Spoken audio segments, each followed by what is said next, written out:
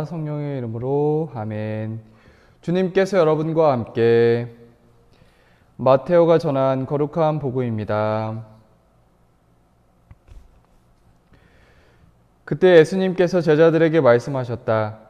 내가 율법이나 예언서들을 폐지하러 온 줄로 생각하지 마라.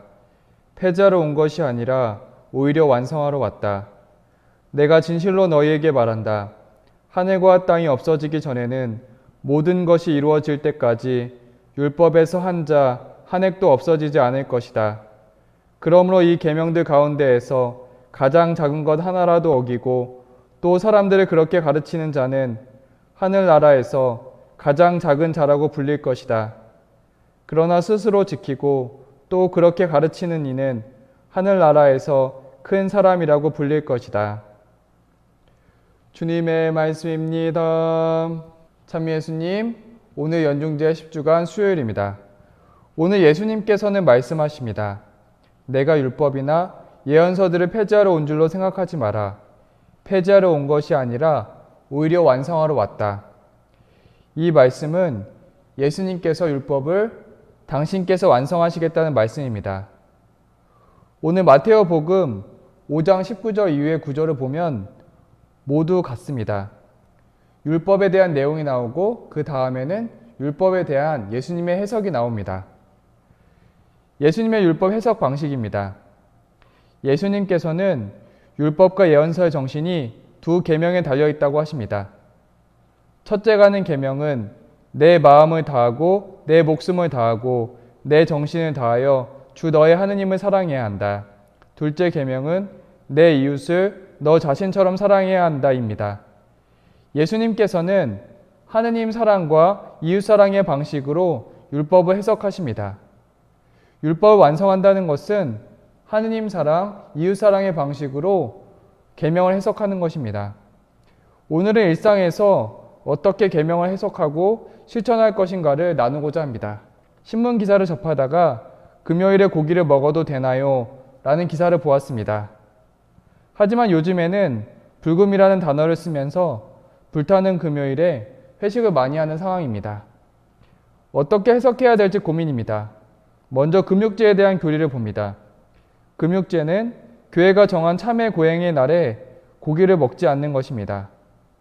한국 천주교 신자들이 지켜야 할 지역교회법인 한국천주교 사목지침서 제136조 1항에서는 모든 신자는 인류 구원을 위한 그리스도의 순환에 동참하고 자신과 이웃들의 각종 죄악을 보속하는 정신으로 금식제와 금육제를 지켜야 한다는 규정이 있습니다. 매주 금요일에는 금육제를 지키고 제2수요일과 성금요일에는 금식제와 금육제를 지켜야 한다는 내용입니다. 요즘에 많은 사람들이 다이어트를 위해 고기를 먹지 않는 것은 자신의 건강을 위한 것입니다. 교회에서 말하는 금육과는 다른 것입니다. 금육은 예수님의 순환과 자신의 죄를 보속하는 마음으로 실천하는 것입니다. 하지만 금육제를 지키기 위해 금요일 회식에 함께하지 못한다면 그 또한 어려운 일일 것입니다.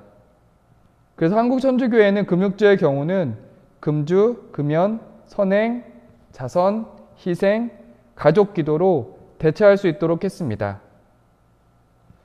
우리가 금육제를 금요일에 지키면 좋겠지만 어렵다면 참여하고 고행하는 정신을 기억하려고 합니다.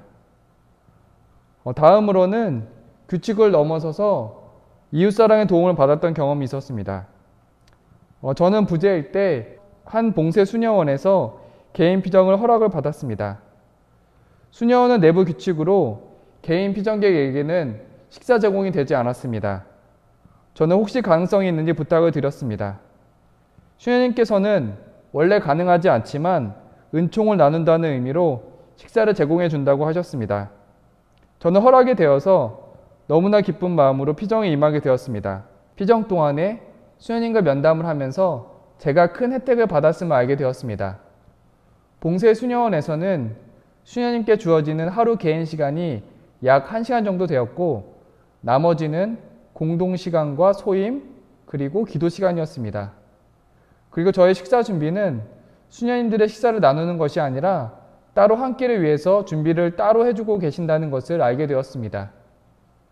봉쇄 수녀원의 사정을 아는 사람은 부탁을 할 수 없겠다는 생각이 들었습니다.